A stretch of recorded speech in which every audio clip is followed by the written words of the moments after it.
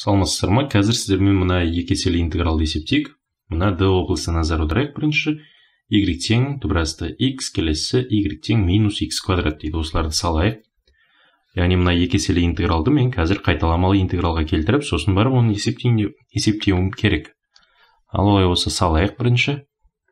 Мынауымыз берілген облысымыз, яғни міне мынау y өсі, мынау x өсі. Келесі x тең 1 дейді. Яғни ол бізде мына түзу.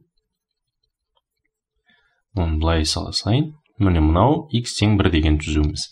Келесі y тең түбірасты x дейді. Ол міне былай y тең минус x квадрат дейді. Яғни ол тармақтармен төмен қарай бағытталған парабола болады. Міне былай алайық. Сонда мына облыс бойынша интегралдауымыз керек екен ғой. Ал енді осының қиылыс нүктесі 0-ден 0 екенін көріп отырмыз. Онда мынаны табайық. Яғни түбірасты x ол тең минус x-тің квадраты дейік. Енді осыны теңдіктің сол жағын өткізетін болса, қосылған x квадрат тең 0, түбірасты x-ті жақшан сыртына шығарсақ 1 қосылған x-тің 2-ден 3 дәрежесі тең 0 деген шығады. Яғни мынау 2-ден 3 дегеніміз бұл түбір астындағы x-тің кубы ғой. Сонда теріс санды қабылдай алмайды. Мынау 0-ге тең бола алмайды. Тек қана x 0-ге тең болады.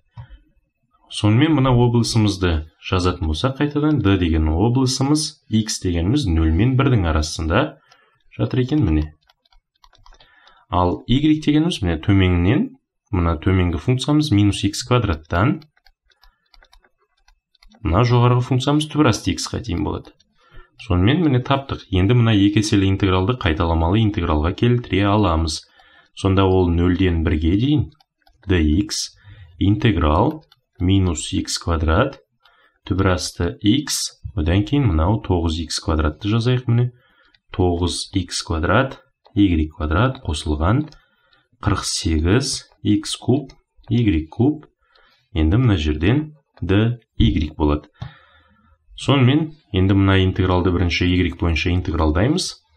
Сонда бұл тең 0-ден 1-ге дейін y бойынша интегралдасақ 3 еселенген x-тің квадраты y куб қосылған 12x-тің 3 дәрежесі y-тің 4 дәрежесі. Ал енді осының шекараларын қоятын болсақ, түбірасты x минус x квадрат dx болады екен. Ал енді ары қарай есептейік.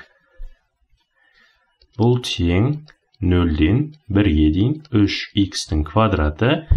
Енді мына y-тардың орнына мынаны қоямыз ғой. Сонда түбірасты x-тің кубы азайтылған минус x квадраттың кубы болады. Қосылған 12x куб y-тің 4 дәрежесі дейді. Демек, онда ол түбірасты x-тің 4 дәрежесі азайтылған минус x квадраттың 4 дәрежесі dx болады. Сонымен мынаны есептейік қазір. Не шығатын?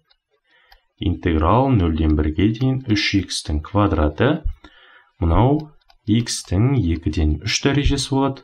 Мынау куб теріс, яғни минус таңбасын сақтайды. Сонда бұл қосылған x-тің 6 дәрежесі. Келесі қосылған 12x-тің кубы. Мыннан x квадрат шығады. Азайтылған x-тің 8 дәрежесі. Одан кейін dx-ті жазамыз. Ал енді осы жерден жақшамызды ашатын болсақ, бұл тең интеграл 0-ден 1-ге дейін.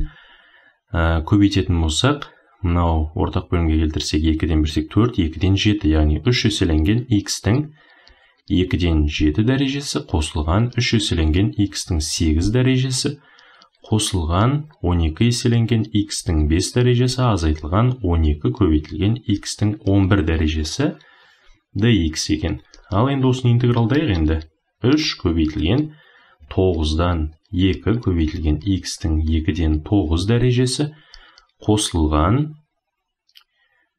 3 бөлінген 9 x-тің 9 дәрежесі қосылған мында 12 бөлінген 6 x-тің 6 дәрежесі азайтылған міне 12 бөлінген 12 x-тің 12 дәрежесі шекарасы 0-ден 1-ге дейін екен.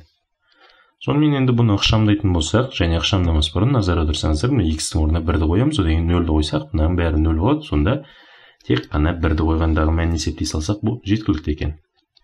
3-тен 2 қосылған 3-тен 1, міне мынадан қысқарыптық 3-тен 2 шықты, x-тардың орнына 1-ді қойып жатырмыз.